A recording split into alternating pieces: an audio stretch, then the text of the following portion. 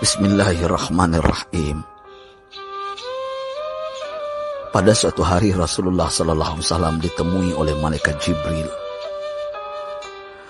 Rasul pun bertanya, "Ada apa wahai Jibril?" Jibril menjawab, "Wahai Muhammad, sesungguhnya hari ini Allah Subhanahu wa Ta'ala sedang mengobarkan nyala api neraka, dan seluruh para malaikat amat ketakutan. Mereka tidak tahu harus bagaimana. Untung aku ingat," kata Jibril, "bahwa engkau Muhammad adalah sumber cinta dan sayang Allah Subhanahu wa Ta'ala kepada alam semesta. Dengan alasan itu aku kesini, bertabaruk mengambil berkah dengan cinta Allah kepada dirimu, ya Rasulullah, ya Muhammad." Rasulullah terdiam beberapa saat, kemudian bertanya lagi, "Wahai Jibril, ceritakan padaku bagaimana neraka itu sesungguhnya." Jibril menjawab, "Wahai Muhammad, neraka itu bagaikan lubang-lubang yang terdiri dari 7 tingkat. Jarak antara satu lubang dengan yang lain ialah perjalanan 70 tahun. Lubang paling bawah adalah lubang yang paling panas." Nabi SAW meneruskan pertanyaannya, "Lalu siapakah penghuni lubang-lubang neraka itu, wahai Jibril? Sampaikan kepadaku, Jibril." Jibril menjawab, "Lubang yang paling bawah diciptakan untuk orang-orang munafik. Lubang yang berikutnya untuk penyembah berhala. Lalu untuk penyembah bintang dan matahari." Jibril terus menerangkan penghuni tingkatan neraka hingga lubang yang kelima, tempat umat Yahudi, dan yang keenam dihuni oleh umat Nasrani. Setelah menjelaskan penghuni 6 tingkatan neraka, Jibril diam cukup lama. Rasulullah SAW penasaran dan bertanya kepada Jibril, "Wahai Jibril, siapakah penghuni neraka yang ke-7?" Jibril diam saja tidak menjawab. Rasulullah SAW mengulangi pertanyaannya, tapi Jibril tetap diam. Rasulullah tambah penasaran dan mendesak Jibril agar dijawab pertanyaannya. Akhirnya Jibril pun berkata, "Umatmu, wahai Muhammad, mereka itu para pelaku dosa besar di kalangan umatmu, yang dimana sampai mereka mati belum sempat bertaubat." Mendengar jawaban Jibril, Rasulullah langsung jatuh pingsan. Jibril merangkulnya dan meletakkan tubuh baginda di atas pangkuannya. Tak berapa lama Rasulullah SAW sadar dan langsung menangis bersimbah air mata dengan terisak-isak. Rasulullah mempertegas pertanyaannya, "Wahai Jibril, apakah benar ada di antara umatku yang masuk neraka?" Jibril menjawab, "Benar, wahai Muhammad, pelaku dosa besar di antara umatmu yang belum bertaubat."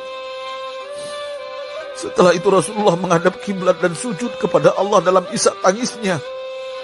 Sesekali dengan suara pelan beliau membisikkan kata-kata, "Ummati ya Rabb, ummati, ummati, ummati."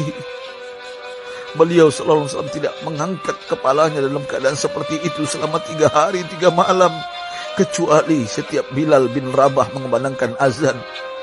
Barulah beliau bangkit untuk menjadi imam, dan setelah itu kembali sujud lagi. Pada hari ketiga Abu Bakar menyadari hal ini, beliau mengetuk pintu Rasulullah dan mengucapkan salam 3 kali, namun tidak terdengar jawaban. Abu Bakar sedih dan berseru di hadapan pintu Nabi besar Muhammad SAW, "Apakah ada jalan untuk masuk ke rumahmu ya Rasulullah?" Tetap tidak ada jawaban. Di jalan Abu Bakar bertemu sahabat Umar. "Mengapa engkau menangis, wahai Abu Bakar?" kata Umar. Abu Bakar menceritakan keadaan Rasulullah SAW. Maka Umar pun melangkah menuju rumah Rasulullah dan terjadilah hal yang sama. Umar pun pulang dan menangis. Di jalan Umar bertemu sahabat Salman Al-Farisi. Dengan terisak Umar bercerita kepada Salman hingga membuat dia amat sedih, namun tidak berani mengulangi hal yang sama. Salman melangkah menuju rumah Fatimah radhiyallahu anha dan menceritakan hal itu. Setengah berlari Fatimah menuju rumah ayah tercinta dan mengetuk pintu sambil mengucapkan salam. Mendengar suara lembut putri tercinta, sejuklah dada Rasulullah. Beliau bangkit dari sujud dan membuka pintu. Alangkah terkejutnya Fatimah melihat Rasulullah, ayah tercinta, amat kurus dan pucat. Fatimah memeluknya lalu menangis. Wahai ayah, apa yang terjadi? Mengapa engkau amat sedih seperti ini? Rasulullah kembali menangis dan berkata dengan suara lirih, wahai Fatimah, belahan jiwaku, bagaimana mungkin aku tidak sedih sedangkan Jibril mengatakan akan ada kelak umatku yang akan masuk neraka.